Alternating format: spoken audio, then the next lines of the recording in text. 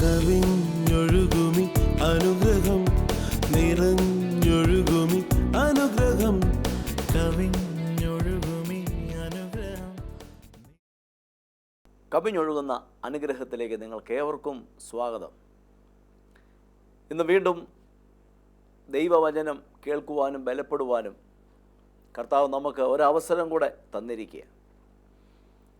ഇന്ന് കർത്താവിൻ്റെ ദാസൻ Thomas Ooty brother കഴിഞ്ഞ സൺഡേയിൽ കോട്ടയത്ത് എവലിവേസ്റ്റിൻ്റെ സഭായോഗത്തിൽ പറഞ്ഞ വളരെ നല്ല ഒരു സന്ദേശമാണ് നമ്മളിന്ന് കേൾക്കാൻ പോകുന്നത്. കർത്താവിൻ്റെ ദാസൻ രക്ഷിക്കപ്പെട്ട ഒരു വ്യക്തിയുടെ അധികാരം എന്താണ്, രക്ഷിക്കപ്പെട്ട ഒരു വ്യക്തി തൻ്റെ നാവിൽ കൂടെ പറഞ്ഞാൽ എന്താ സംഭവിക്കുന്നത്, ഈ കാര്യങ്ങളെക്കുറിച്ചാണ് താനിന്ന് സംസാരിച്ചത്. ഇന്ന് കേൾക്കുന്നതായ ഈ വചനങ്ങൾ നിങ്ങളുടെ നാവിൻ്റെ അധികാരം, നിങ്ങൾക്കുള്ള അധികാരം അത് എന്താണെന്ന് തിരിച്ചറിയുവാൻ പരിശുദ്ധാത്മാവ് നിങ്ങളെ സഹായിക്കട്ടെ എന്ന് ഞാൻ പ്രാർത്ഥിക്കുക. നമുക്കിന്നത്തെ വചനത്തിലേക്ക് നമുക്ക് പ്രവേശിക്കാം. കർത്താവ് അനുഗ്രഹിക്കുന്നു.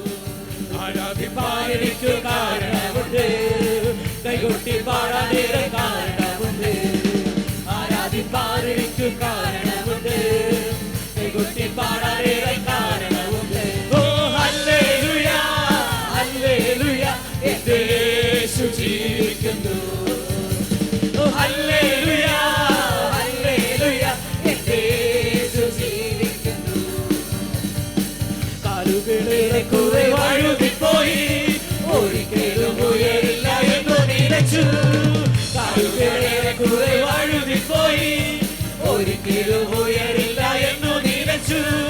എന്റെ നിലവുകളെ മാറ്റി എഴുതി, നിന്നെക്കാൾ വഴുതുവാൻ ഇടവന്നില്ല. എന്റെ നിലവുകളെ മാറ്റി എഴുതി, നിന്നെക്കാൾ വഴുതുവാൻ ഇടവന്നില്ല. ഓ ഹല്ലേലൂയ, ഹല്ലേലൂയ, എന്റെ യേശു ജീവിക്കുന്നു. ഓ ഹല്ലേലൂയ, ഹല്ലേലൂയ, എന്റെ യേശു ജീവിക്കുന്നു. Hallelujah, hallelujah. ഒരു പ്രാവശ്യം കൂടെ ആ തിരുവചനം കരങ്ങളിലെടുത്ത് ഉയർത്തി എല്ലാവരും പറയണം. വചനം എന്നെക്കുറിച്ച് എന്ത് പറയുന്നു അതാണ് ഞാൻ. പറഞ്ഞാട്ടെ, നമ്മൾ തിരുവചനത്തിലേക്ക് കടക്കാൻ പോവുകയാണ്. ഒന്ന് ഉയർത്തി പറഞ്ഞ, ഈ ദൈവവചനം എന്നെക്കുറിച്ച് എന്ത് പറയുന്നു അതാണ് ഞാൻ. ഞാൻ യേശു ക്രിസ്തുവിലാണ്. വിളിച്ചു പറഞ്ഞ, ഞാൻ യേശു ക്രിസ്തുവിലാണ്. ഞാനൊരു പുതിയ സൃഷ്ടിയാണ്. ഞാൻ പഴയ സൃഷ്ടിയിൽപ്പെട്ടതല്ല. എൻ്റെ മേലുള്ള നിയമങ്ങൾ വേറെയാണ്, എൻ്റെ ഭാവി വേറെയാണ്. ഞാൻ പലരിലൊരാളല്ല. ക്രിസ്തുവിൽ പുതുതായി സൃഷ്ടിക്കപ്പെട്ട, ആത്മാവിനാലും വചനത്താലും വീണ്ടും ജനിക്കപ്പെട്ട ഒരു പുതിയ വ്യക്തിയാണ് ഞാൻ. എനിക്ക് പരാജയമില്ല. ഞാൻ ഉയർച്ച തന്നെ പ്രാപിക്കും. ഞാൻ താഴ്ച പ്രാപിക്കത്തില്ല. സാഹചര്യങ്ങളൊന്നും എന്നെ തകർക്കത്തില്ല. ഞാൻ നിമിത്തം സാഹചര്യങ്ങൾ മാറി മറിയും. ഞാനൊരു ജയാളിയാണ്. ഒരു പരാജയത്തിനും എന്നെ തൊടാനൊക്കത്തില്ല. കാരണം യേശു എൻ്റെ കർത്താവാണ്. കരമടിച്ച് വായി തുറന്ന് കർത്താവിനെ സ്തുതിക്കാം. ഹല്ലേലൂയ. ഞാൻ രാവിലെ ദൈവമക്കളെ കൊണ്ട് ചില കാര്യങ്ങൾ വാഗൊണ്ട് പറയിച്ചത് എന്തിനാന്ന് ചോദിച്ചാൽ, ഇത് നമ്മളെപ്പോഴും പറയണം. ചേർന്ന് കർത്താവിനെ സ്തുതിക്കാം. ഹല്ലേലൂയ. നമ്മളുടെ നാവ് ദൈവം നമുക്ക് തന്ന, പുതിയ നിയമ വിശ്വാസിക്ക് ഏറ്റവും അനുഗ്രഹമായി തന്ന ഒരവയവമാണ് നമ്മുടെ നാവ്. നമ്മുടെ എല്ലാ അവയവങ്ങൾ കൊണ്ട് നമ്മൾ ദൈവത്തെ മഹത്വപ്പെടുത്തണം. പ്രൈസ് ദി ലോർഡ് എന്ന് തിരുവചനം പറയുന്നു. എന്നാൽ നമ്മളെപ്പോഴും അറിയാതെ വേണ്ടാത്ത സ്ഥാനത്ത് ഉപയോഗിച്ച് പോയേക്കാവുന്ന ഒന്നാണ് നമ്മുടെ നാവ്. Praise the Lord. ദൈവമക്കളുടെ നാവിലാണ് അവരുടെ സകല കാര്യങ്ങളും. വിശ്വാസത്തിന്റെ ശ്രേഷ്ഠത മുഴുവൻ നാവിൻ തുമ്പിലായിരിക്കുന്നു. നമ്മൾ ഒരു വിശ്വാസി ആയത്, കർത്താവിനെ സ്വീകരിച്ചത്, യേശുവിനെ കർത്താവെന്ന് വായ് കൊണ്ട് ഏറ്റു പറഞ്ഞപ്പോഴാണ്. അടുത്തിരിക്കുന്ന ആൾ പറഞ്ഞിട്ട്, നാവ് ഉപയോഗിച്ചാണ് രക്ഷ നിങ്ങൾ നിങ്ങളുടേതാക്കിയത്. രക്ഷ നമ്മൾ നേടിയതല്ലേ. കർത്താവ് ക്രൂശിലെല്ലാം നേടിയെങ്കിലും അത് എന്റേതാക്കുന്നത് ഞാനാണ്. Praise the Lord. അപ്പം യേശു മാനവജാതിക്ക് മുഴുവൻ വേണ്ടി രക്ഷ നേടിയെങ്കിലും ഞാനും നിങ്ങളും യേശു മരിച്ചവൻ ഉയർത്തുവെന്നും എൻ്റെ കർത്താവാണെന്നും എൻ്റെ നാവ് കൊണ്ട് ഏറ്റു പറഞ്ഞപ്പോഴാണ് ഞാൻ ആരായി മാറിയത്? ഒരു ദൈവ പൈതലായി മാറിയത്, എൻ്റെ പാപം ക്ഷമിച്ചത്. അതുപോലെ തന്നെ നമ്മുടെ വിശ്വാസത്തിൽ നമ്മൾ മുമ്പോട്ട് പോകുമ്പോഴും നമ്മുടെ നാവിന് വളരെ അധികം പ്രാധാന്യമുണ്ട്. നമ്മൾ ഏറ്റവും അധികം സൂക്ഷിച്ച് ഉപയോഗിക്കേണ്ടതാണ് നമ്മുടെ നാവ്. ചേർന്ന് കർത്താവിനെ സ്തുതിക്കാം. ഇന്നത്തെ സന്ദേശത്തിന്റെ തലക്കെട്ട് ഇതാണ്: എൻ്റെ നാവ് കൊണ്ട് ഞാൻ എന്ത് ചെയ്യും? ഉറക്കെ പറഞ്ഞാട്ടെ. സ്തോത്രം. ഒന്നുകൂടെ പറഞ്ഞ്, എൻ്റെ നാവ് കൊണ്ട് ഞാൻ എന്ത് ചെയ്യും? തിരുവചനം, പുതിയ നിയമം നമ്മൾ പഠിക്കുമ്പോൾ നാവിനെ പല കാര്യങ്ങളിൽ ഉപയോഗിക്കാൻ പറഞ്ഞു. നമ്മളെല്ലാം ഇത്രയും നേരം ചെയ്തുകൊണ്ടിരുന്ന കാര്യമാണ് നമ്മുടെ രക്ഷകനെ നമ്മൾ സ്തുതിച്ചു, അല്ലേ? നമുക്കൊരു വേദഭാഗം വായിക്കാം. എബ്രായ ലേഖനം 13:15 വാക്യം വായിക്കുമ്പോൾ ആ ദൈവം നമുക്ക് നാവ് തന്നത് ഒന്നാമത്തെ കാര്യം നമ്മൾ കർത്താവിനെ സ്തുതിക്കുവാനാണ്. എന്തിനാണ്? അതൊട്ടും കുറഞ്ഞു പോകരുത്. നമുക്കൊന്ന് വായിക്കാം. എബ്രായർ 13:15. അതുകൊണ്ട് അവൻ മുഖാന്തരം നാം ദൈവത്തിന് അവന്റെ നാമത്തെ ഏറ്റുപറയുന്ന അധരഫലം എന്ന സ്തോത്രയാഗം ഇടവിടാതെ അർപ്പിക്കുക. നമ്മുടെ നാവ് കൊണ്ട് നമ്മൾ ദൈവത്തിന് ഫലം കായ്ക്കുകയാണ്. ദൈവത്തിന് നല്ല രുചിയുള്ള ഒരു ഫലം കായ്ക്കുകയാണ്. അതെന്താ പറഞ്ഞ? അതുകൊണ്ട് നാം അവൻ മുഖാന്തരം അവന്റെ നാമത്തെ ഏറ്റുപറയുന്ന അധരത്തിന്റെ ഫലം എന്ന സ്തോത്രയാഗം. ഉറക്കെ പറഞ്ഞേ ആമേൻ. അപ്പൊ ഇവിടെ ഇരിക്കുന്ന ഓരോരുത്തരും രാജകീയ പുരോഹിത വർഗമാണ്. ദൈവത്തിന് പ്രസാദകരമായി യാഗമർപ്പിക്കുന്നവരാണ്. ഒന്ന് രണ്ട് പേരോട് പറഞ്ഞേ, നിങ്ങളുടെ നാവിൽ നിന്ന് പുറപ്പെടുന്ന വാക്കുകൾ സ്വർഗത്തിൽ ചെല്ലും, ദൈവം അതിന്റെ സുഗന്ധം ആസ്വദിക്കും. പറഞ്ഞാട്ടെ ഹല്ലേലൂയ. മനോഹരമായൊരു പാട്ടിങ്ങനുണ്ട്: സ്തോത്രയാഗമാം സുഗന്ധം ഞങ്ങൾ കർത്താവിനെ അർപ്പിക്കുന്നു. ഹല്ലേലൂയ. നമ്മൾ ഒരിടത്ത് ഇങ്ങനെ വായിക്കുന്നത്, നിങ്ങൾ വായിൽ നിന്ന് പുറപ്പെടുന്ന ഓരോ വാക്കുകളും കൃപയോട് കൂടിയതും ഒപ്പിനാൽ അടുത്തിരിക്കുന്ന ആൾ പറഞ്ഞാട്ടെ, നിങ്ങളുടെ വായിലെ വാക്കിന് ഗന്ധമുണ്ട്, രുചിയുണ്ട്. പറഞ്ഞാട്ടെ, നിങ്ങളുടെ വായിലെ വാക്കിന് എന്തുണ്ട്? വായിൽ ഗന്ധമുണ്ടെന്നല്ല പറഞ്ഞു, പിന്നെ വാക്കിന് എന്തുണ്ട്? ഗന്ധമുണ്ട്. പിന്നെ വാക്കിന് രുചിയുണ്ട്. അത് മനുഷ്യരെയും ദൈവത്തെയും സന്തോഷിപ്പിക്കുന്ന വാക്ക് പറയുവാൻ ഇവിടെ ഇരിക്കുന്ന ഓരോരുത്തർക്ക് സാധിക്കും. സ്വർഗത്തെ മുഴുവൻ സന്തോഷിപ്പിക്കാൻ കഴിയും ദൈവപൈതലിന്റെ സ്തുതിക്കും ആരാധനയ്ക്കും. ദൈവമക്കൾ സ്തുതിക്കുമ്പോൾ സ്വർഗത്തിൽ ഏതാണ്ടൊക്കെ സംഭവിക്കും. ദൈവമക്കൾ ആരാധിക്കുമ്പോൾ അന്തരീക്ഷത്തിൽ ഏതാണ്ടൊക്കെ സംഭവിക്കും. ദൈവമക്കൾ സ്തുതിക്കുമ്പോൾ അവരിയ്ക്കുന്ന വീട്ടിൽ ചിലതൊക്കെ സംഭവിക്കും. ദൈവമക്കൾ സ്തുതിക്കുമ്പോൾ അവരുടെ ദേശത്ത് ചിലതൊക്കെ സംഭവിക്കും. ദൈവമക്കൾ സ്തുതിക്കുമ്പോൾ അവരുടെ ശരീരത്തിൽ ചിലത് സംഭവിക്കും. ദൈവമക്കൾ സ്തുതിക്കുമ്പോൾ അവരുടെ മേൽ ദുഷ്ടനിട്ട കെട്ടുകളൊക്കെ പൊട്ടും. അവരെ എവിടെയെങ്കിലും ഒതുക്കി വെച്ചെങ്കിൽ ആ ചങ്ങലകളൊക്കെ അഴിയും. അതുകൊണ്ട് സ്തുതി ദൈവമക്കൾക്ക് തന്ന ഏറ്റവും ശക്തമേറിയ അനുഗ്രഹിക്കപ്പെട്ടൊരു കാര്യമാണ്. ഹല്ലേലൂയ. ഒന്ന് രണ്ട് പേരോട് പറഞ്ഞ, നാവ് കൊണ്ട് എന്ത് ചെയ്യണം? ഒന്നാമതായി നമ്മൾ എന്ത് ചെയ്യണം? കർത്താവിനെ സ്തുതിക്കണം. ഒന്ന് സ്തുതിച്ച്, എല്ലാവരും ഒന്ന് സ്തുതിച്ച്. എപ്പോഴൊക്കെ സ്തുതിക്കണം? എപ്പോഴൊക്കെ സ്തുതിക്കണം? അധരബലമെന്ന സ്തോത്രയാഗം ഇടവിടാതെ അർപ്പിക്കണം. പഴയ നിയമ ദേവാലയത്തിൽ അവിടെ എങ്ങനെയാന്ന് ചോദിച്ചാൽ, പുതിയ നിയമത്തിൽ കാണുന്ന പലതിൻ്റെ നിഴലായിരുന്നു അവിടെ. അവിടെ ഒരു ദീപമുണ്ട്, ഇടിച്ചെടുത്ത തെളിവുള്ള ഒലിവെണ്ണ ഒഴിച്ചൊരു ദീപമുണ്ട്, കവര വിളക്കുകളുണ്ട്. അത് നിത്യം കത്തിക്കൊണ്ടിരിക്കണമെന്നാണ്. എന്നാൽ ഇന്ന് ഒരു അക്ഷരിക ദേവാലയം ഇല്ല, അല്ലേ? ഉണ്ടോ? നിങ്ങൾ ദൈവത്തിൻ്റെ മന്ദിരമെന്നും ദൈവത്തിൻ്റെ ആത്മാവ് അടുത്തിരിക്കുന്ന ആൾ പറഞ്ഞ്, ആ വിളക്കിപ്പോൾ നിങ്ങളുടെ ഉള്ളിലാണ് കത്തുന്നത്. Praise the Lord. ആ ധൂപവർഗം, ആ സുഗന്ധവർഗം എവിടെയാണ് ഇപ്പോൾ എരിഞ്ഞുകൊണ്ടിരിക്കുന്നത്? നമ്മുടെ ഉള്ളിലാ. ഹല്ലേലൂയ. അപ്പം നമ്മളിൽ നിന്ന് എപ്പോഴും എന്ത് ഉയർന്നുകൊണ്ടിരിക്കണം? ഒന്ന് രണ്ട് പേർ പറഞ്ഞ, ആലയമാണെങ്കിൽ ഇതൊക്കെ കാണാൻ പറ്റും. ആലയങ്ങൾ ഇവിടെ ഇരിപ്പുണ്ടോ? ഉണ്ടെങ്കിൽ ഒരു യാഗം മുകളിലേക്ക് ഒഴുകട്ടെ. അത് ഞായറാഴ്ച ചെയ്യുന്ന കാര്യമല്ല. പിന്നെ അധരബലമെന്ന സ്തോത്രയാഗം ഇടവിടാതെ അർപ്പിക്കണം. ഞാൻ ചില വിശ്വാസികളെ കണ്ടിട്ടുണ്ട്, അവർ ജോലി ചെയ്യുമ്പോഴും, അവർ കുക്ക് ചെയ്യുമ്പോഴും, അവർ ബൈക്ക് ഓടിക്കുമ്പോഴും, അവർ വേറെ എന്ത് ചെയ്താലും അവരുടെ നാവ് ഇങ്ങനെ അനങ്ങുന്ന കാണും. ചില നാക്ക് എപ്പോഴും ഇങ്ങനെ അന്യഭാഷ പറയുന്ന കാണാം. എന്തോ ഒരു അനുഗ്രഹമാണ്. പൗലോസ്ലീഹ പറയണ, ഞാൻ എല്ലാവരെക്കാളും അധികം അന്യഭാഷകളിൽ സംസാരിക്കുന്നു. അതേ പൗലോസ് പറഞ്ഞ, ഞാൻ എല്ലാവരെക്കാളും അധികം അധ്വാനിക്കുന്നു. പലപ്പോഴും അധ്വാനിക്കാൻ മടുപ്പും ജീവിതത്തിൽ ഭാരവും പ്രയാസവും തലേ കയറി എല്ലാം മടുപ്പ്, എങ്ങനെയെങ്കിലും ചത്താ മതി എന്നുള്ള രീതിയിലായി പോകുന്നത് സ്തുതി കുറയുമ്പോഴാണ്. എല്ലാ സ്തോത്രത്തോടെ ഒന്ന് ചെയ്തു നോക്കി, എല്ലാ സ്തോത്രത്തോടെ ആ അകമ്പടിയോടുകൂടെ ഒന്ന് ചെയ്തു നോക്കി. ഒരു പാട്ടെപ്പോഴും നാവിലുണ്ടായിരിക്കട്ടെ. പഠിക്കുന്ന വിദ്യാർത്ഥികളുടെ ഉള്ളിൽ ഈ സ്തുതിയുടെ ആരാധനയുടെ ആ പുക ഉയർന്നുകൊണ്ടൊന്ന് പഠിച്ച്, ജോലി ചെയ്യുന്നവരെ ഒന്ന് ചെയ്തേ. ദൈവത്തിൻ്റെ മക്കളെ ധ്യാനിച്ചും മാനിച്ചും സേവിച്ചും പോയാൽ ക്ഷീണം എന്താണെന്നറിയാതെ ഈ ലോക ജീവിതം അത്ഭുതകരമായി ചെയ്യുവാൻ കർത്താവ് ഇടയാക്കും. ഞായറാഴ്ച അല്ല ദൈവത്തെ ആരാധിക്കേണ്ട സമയം. ഞായറാഴ്ച കൂടുതലും ടീച്ചിങ്ങും വചനം കേൾക്കാനും ഒക്കെയുള്ള അവസരമാണ്. Praise the Lord. നമ്മുടെ ജീവിതം മുഴുവൻ നമ്മൾ കർത്താവിനെ സ്തുതിക്കണം. പൗലോസ് ശ്ലീഹ പറഞ്ഞു, ഞാൻ എല്ലാവരെക്കാളും അധികം എന്ത് ചെയ്യുന്നവനാണ്? സ്തുതിക്കുന്നവൻ. ആ സ്തുതിക്കുന്നവൻ എല്ലാവരെക്കാളും അധികം ഉപയോഗിക്കപ്പെട്ടു. അതൊരു വലിയ മർമ്മമാണ്. സ്തുതിക്കുന്നവർക്ക് മടുപ്പ് കൂടാതെ എല്ലാം ഇതെങ്ങനെ നടക്കും ഇതെങ്ങനെ നടക്കും 100 പേര് ചോദിച്ചുകൊണ്ടിരിക്കുമ്പോൾ സ്തുതിക്കുന്നവൻ പറയും ഇതൊക്കെ നടക്കുമെന്ന്. ഹല്ലേലൂയ. അനേകരെ ചോദ്യചിഹ്നം ഉയർത്തുമ്പോൾ, അനേകര് മടുപ്പിന്റെ വാക്ക് പറയുമ്പോൾ, സ്തുതിക്കുന്നവരെന്തുവെന്ന് പറയാം, നമുക്കരക്കൈ നോക്കാം, നമ്മുടെ കർത്താവ് അത്ഭുതം ചെയ്യും.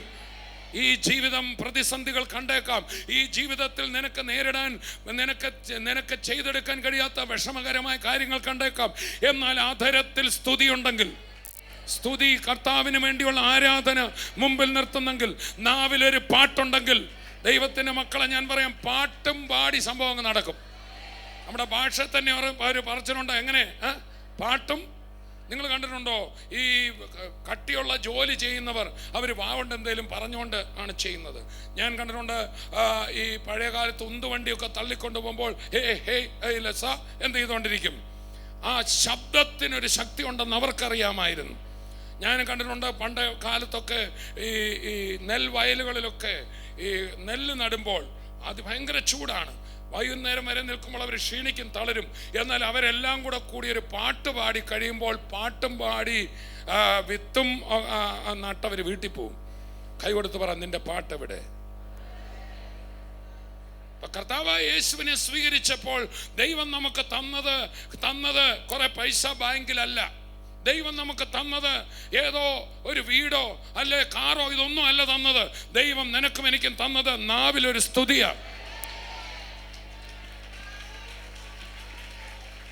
സങ്കീർത്തനത്തിൽ ഇങ്ങനെ വായിക്കുന്നുണ്ട്, അവൻ എന്നെ കുഴിയിൽ നിന്ന് വലിച്ചെടുത്തു, എൻ്റെ കാല് പാറമേൽ നിർത്തി, എൻ്റെ വായിൽ സ്തുതി തന്നു. യേശു ഒരിക്കൽ ഇങ്ങനെ പറഞ്ഞു, നിങ്ങൾ വായിച്ചിട്ടില്ലയോ, ഞാൻ ശിശുക്കളുടെയും മുല കുടിക്കുന്നവരുടെയും വായിൽ ബലം നിയമിച്ചു. അപ്പോൾ എല്ലാവരും അറിഞ്ഞോണം, സ്തുതി നീ ചെയ്തതല്ല, ദൈവം നിയമിച്ചതാ. അടുത്തിരിക്കുന്ന ആൾ പറയാം, ദയവായിട്ട് സ്തുതിക്കണ്ട, ദൈവം വെച്ച സ്തുതി ഒന്ന് ബന്ധിക്കാതിരുന്നാൽ മതി എന്ന്. അപ്പൊ നമ്മളിൽ തന്ന ദൈവത്തിന്റെ ആത്മാവ്, നമ്മളിൽ തന്ന രക്ഷ, അതെന്ത് ചെയ്തുകൊണ്ടേ ഇരിക്കുന്നതാ? പറഞ്ഞാട്ടെ, സ്തുതിച്ചോണ്ടേ ഇരിക്കുന്നതാ. ഒരു സാധനം വൈൻഡ് ചെയ്തിട്ട് ചില കുഞ്ഞുങ്ങളെ ടോയ് വെക്കണത് പാവ പോലെ കളിക്കും. പിന്നെ നമ്മളതിനെ പിടിച്ചു നിർത്തിയാലേ എന്ത് ചെയ്യത്തുള്ളൂ? അടുത്തിരിക്കുന്ന ആൾ ഭാരവും പ്രയാസവും കൊണ്ട് പിടിച്ചു നിർത്തിയതല്ല, ഇന്ന് കെട്ടഴിച്ചിട്ടേ പോകാവുള്ളത്. നമ്മളിങ്ങനെ വായിക്കുന്ന പെന്തക്കോസ്ത് നാൾ വന്നപ്പോൾ അവരെല്ലാവരും ഒരു സ്ഥലത്ത് ഒന്നിച്ച് പെട്ടെന്ന് കൊടിയ കാറ്റടിക്കുന്ന പോലെ ഒരു മുഴക്കമുണ്ടായി. എല്ലാവരും ആത്മാവ് നിറഞ്ഞവരായി. ഒന്ന് പറഞ്ഞേ. ഒന്നാമത് അറിയുക, ക്രിസ്തീയ ജീവിതം എന്ന് പറയുന്നത് ബൈബിൾ പഠിച്ചുള്ള ജീവിതമല്ല, ആത്മനിറവിന്റെ ജീവിതമാണ്. ബൈബിൾ പഠിക്കേണ്ടെന്നല്ല ഞാൻ പറഞ്ഞു. ബൈബിൾ പഠിത്തം നിന്നെ യേശുവിൻ്റെയും ആത്മാവിൻ്റെ അടുക്കൽ കൊണ്ടുപോകണം.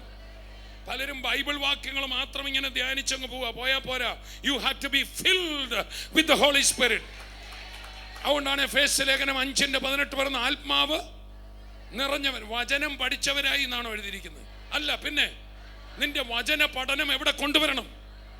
യേശു പറഞ്ഞു, നിങ്ങൾ തിരുവെഴുത്തുകളെ ശോധന, നിങ്ങൾക്ക് എല്ലാം പഠിക്കാം, നിങ്ങൾക്ക് ഒത്തിരി ഐഡിയാസ് ഉണ്ട്, നിങ്ങൾക്ക് ഒത്തിരി പോയിന്റ് ഉണ്ട്. പക്ഷേ നിങ്ങൾ തിരുവെഴുത്തുകളെ ശോധന ചെയ്യുന്നു, എന്നാൽ ജീവൻ പ്രാപിക്കേണ്ടതിന് നിങ്ങൾ എവിടെ വരുന്നില്ല? എൻ്റെ അടുക്കൽ വാ, ജീവനാകുന്ന ദൈവാത്മാവിനെ ഞാൻ നിന്റെ മേൽ തരാം. ശിശുക്കളുടെയും മുല കുടിക്കുന്നവരുടെയും വായിൽ ഞാൻ എന്ത് ചെയ്തിരിക്കുന്നു? അടുത്തിരിക്കുന്ന ആൾ ചോദിച്ച, ദൈവം തന്ന സ്തുതി എവിടെ? നിന്റെ നാവിൽ വെച്ച സ്തോത്രം എവിടെ? അതിനെ ബന്ധിക്കാൻ നീ ആരാ? ആ ഒറ്റ സ്തോത്രം മതി നിന്റെ കെട്ടുകൾ പൊട്ടാൻ. നിന്റെ സ്തോത്രത്തിൽ പൊട്ടാത്ത ഒരു ബന്ധനവും സാത്താൻ നിന്റെ വീട്ടിൽ ഇട്ടിട്ടില്ല, നിന്റെ ജോലി സ്ഥലത്തിട്ടിട്ടില്ല, നിന്റെ പഠിത്തത്തിൽ ഇട്ടിട്ടില്ല, നിന്റെ ശുശ്രൂഷയിൽ ഇട്ടിട്ടില്ല. വീണ്ടും ഞാൻ പറയാം, ദൈവത്തിന്റെ പൈതലെ, യേശുവിൽ വിശ്വസിക്കുന്ന ദൈവപൈതലെ, ദൈവം നിന്റെ നാവിൽ വെച്ച ആ സ്തോത്രത്തിന്റെ മുമ്പിൽ പൊട്ടി തകരാത്ത ഒരു ബന്ധനവും ഒരു സാഹചര്യത്തിലും പിശാചും ഇട്ടിട്ടില്ല, ഒരു സാത്താനും ഇട്ടിട്ടില്ല, ഒരു മനുഷ്യനും ഇട്ടിട്ടില്ല. അത്ര ശക്തമേറിയ സ്തുതിയാണ് നമ്മുടെ നാവിൽ കർത്താവ് നിയമിച്ചിരിക്കുന്നത്. അവരെല്ലാവരും ആത്മാവ് നിറഞ്ഞവരായി. ആത്മാവ് അവർക്ക് ഉച്ചരിപ്പാൻ കൊടുത്തു.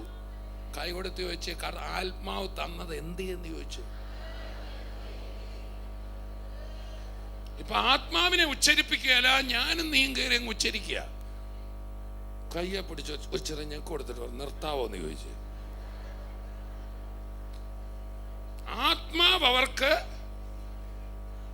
അപ്പൊ നമ്മൾ സോറി പറയണ്ടേ? പലതിനും ക്ഷമ പറയണ്ടേ? കേറി പലതും പറഞ്ഞില്ലേ? നമ്മുടെ നാട്ടുഭാഷ പറഞ്ഞ അഭിപ്രായം എഴുന്നള്ളിച്ചുകൊണ്ട് വന്നില്ലേ? അത് വേണ്ട, അതങ്ങോട്ട് മാറ്റിവെച്ചേ. ചിലയിടത്തൊന്നും മിണ്ടണ്ട, സ്തോത്രം ചെയ്താൽ മാത്രം മതി. സ്തോത്രം വരട്ടെ, സ്തോത്രം വരട്ടെ. ഇവിടെ പ്രാക്ടീസ് എടുക്കുന്നേ ഉള്ളൂ. പരിപാടി ഇവിടെ അല്ല നടക്കുന്ന, വീട്ടിലാണ് നടക്കുന്നത്. അടുത്തിരിക്കുന്ന ആൾ പറഞ്ഞിട്ട് പരിപാടി ഇവിടെ അല്ല നടക്കുന്നത്. ഇത് അരങ്ങേറ്റമല്ല, ഇത് ഏതാണ്? പ്രാക്ടീസ് മാത്രമാണ് ഞായറാഴ്ച നടക്കുന്നത്. അടുത്ത ഞായറാഴ്ച തളർന്നിങ്ങ് വന്നേക്കണം. അടുത്ത ഞായറാഴ്ച ബലത്തിന്റെ മുകളിൽ ബലം പ്രാപിച്ചു. സ്തോത്രം പറഞ്ഞേ, ഹൃദയം തുറന്ന് കർത്താവിനെ സ്തുതിച്ചേ, പ്രതിസന്ധികൾ നോക്കാതെ സ്തുതിച്ചേ.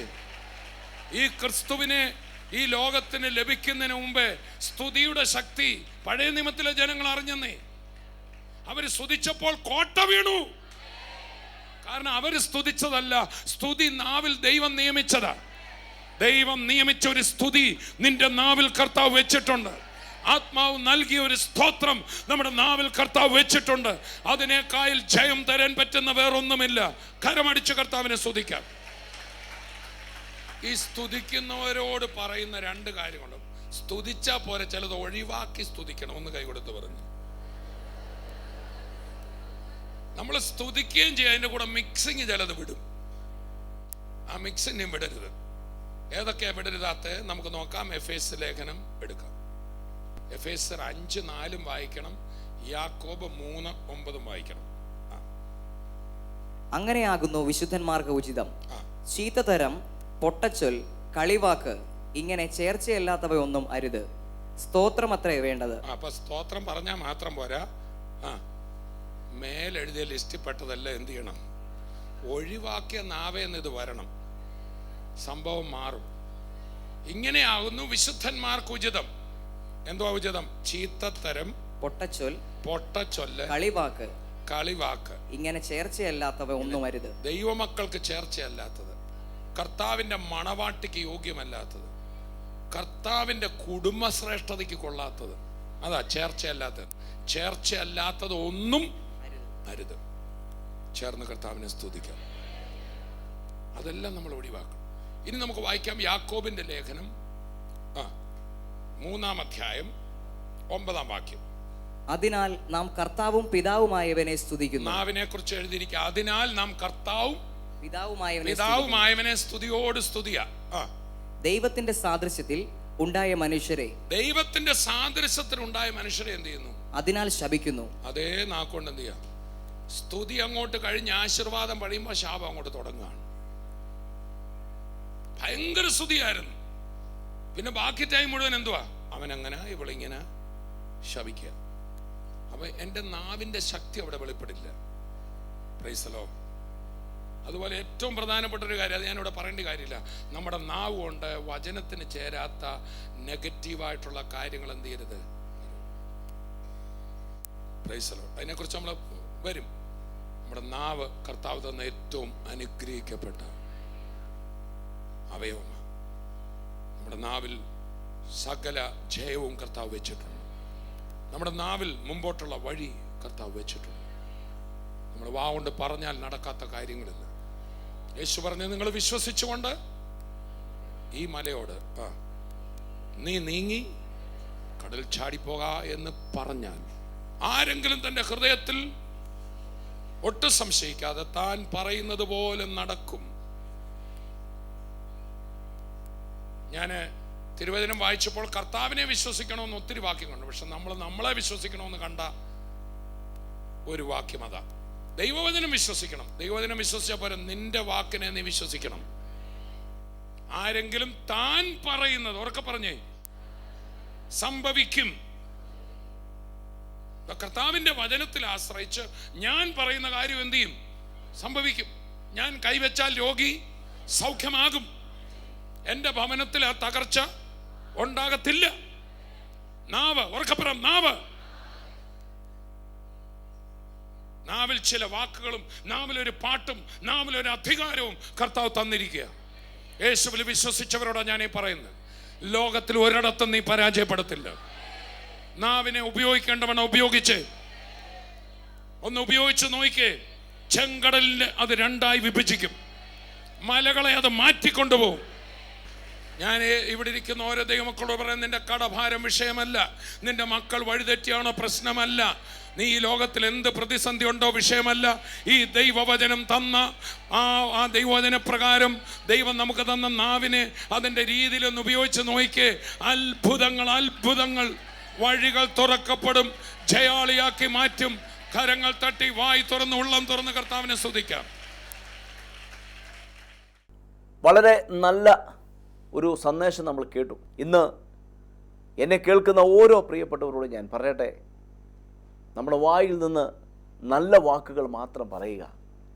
നമ്മുടെ വായിൽ നിന്ന് ഒരു വാക്ക് കേൾക്കുന്നവരുടെ ഹൃദയത്തിൽ ആശ്വാസം വരണം, സമാധാനം വരണം, അവരുടെ ഉള്ളിൽ വലിയ പ്രത്യാശ ഉണ്ടാകാൻ ഇടയാകണം.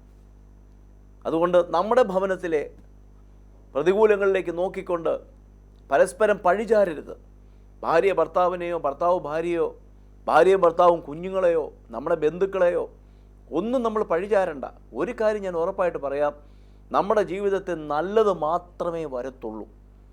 രക്ഷിക്കപ്പെട്ട ഒരു വ്യക്തിയുടെ ജീവിതത്തിൽ കർത്താവ് അറിയാതെ ഒന്നും സംഭവിക്കത്തില്ല. അതുകൊണ്ട് നല്ലത് പറയുക. നമുക്കൊരു നിമിഷം നമുക്ക് പ്രാർത്ഥിക്കാം. കർത്താവെ, ഞങ്ങൾ ഒരുമിച്ച് പ്രാർത്ഥിക്കുന്നു. ഇന്ന് ഞങ്ങളെ കേൾപ്പിച്ച വചനങ്ങൾക്കായി ഞങ്ങൾ നന്ദി പറയുന്നു. എൻ്റെ കർത്താവെ, ഞങ്ങളുടെ നാവിൽ നിന്ന് നല്ല വാക്കുകൾ മാത്രം പറയുവാൻ പരിശുദ്ധാത്മാവ് ഞങ്ങളെ സഹായിക്കണമേ. ഇന്ന് ഞങ്ങളെ കേൾക്കുന്ന ഓരോ പ്രിയപ്പെട്ടവർക്ക് വേണ്ടി പ്രാർത്ഥിക്കുന്നു. കർത്താവെ, സാമ്പത്തികമായും ശാരീരികമായും പലവിധമായ വിഷയങ്ങളാൽ ഭാരപ്പെടുന്ന അനേകർ കേൾക്കുന്നുണ്ട്. യേശുവിൻ്റെ നാമത്തിൽ കർത്താവ് തന്ന അധികാരത്തിൽ നിന്നുകൊണ്ട് ഈ ഭാരത്തിലും പ്രയാസത്തിലും ഇരിക്കുന്നവരുടെ മേൽ വിടുതൽ ഞാൻ കൽപ്പിക്കുകയാണ്. യേശുവിൻ്റെ അടിപ്പിണരുകളാൽ ഇപ്പോൾ തന്നെ സൗഖ്യം വരട്ടെ. ശരീരങ്ങളിൽ ഇപ്പോൾ തന്നെ ജീവൻ വ്യാപരിക്കട്ടെ. എല്ലാ വേദനകളും യേശുവിൻ്റെ നാമത്തിൽ വിട്ടുമാറട്ടെ. ബ്ലഡ് ക്യാൻസർ സൗഖ്യമാകട്ടെ. കർത്താവെ, അങ്ങയുടെ അത്ഭുതകരം ഇപ്പോൾ തന്നെ തൊടണം യേശുവിൻ്റെ നാമത്തിൽ.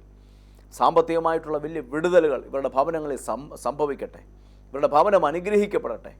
കർത്താവിൻ്റെ കരം നീട്ടി അത്ഭുതം കർത്താവ് ചെയ്തിരിക്കാൻ നന്ദി. വിടുവിച്ചതിനായി നന്ദി. യേശുവിൻ്റെ നാമത്തിൽ തന്നെ ആമേൻ. നമുക്ക് നാളെ വീണ്ടും കാണാം. കർത്താവ് നിങ്ങളെ ധാരാളമായി അനുഗ്രഹിക്കട്ടെ. God bless you.